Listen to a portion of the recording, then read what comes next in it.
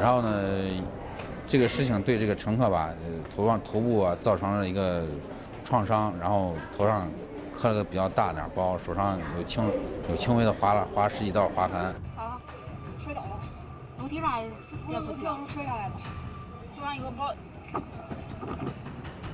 额头部碰了个大包，然后的话，他手部稍微轻微的划伤，有十几处。我拿那个云南白呀、纱布呀，给他清理了一下伤。头上这块摔了一个可大的包，就感觉挺吓人的。就当时我们说要不要帮乘客叫那个救护车，乘客说啊，他有事，他要赶紧去上班哈。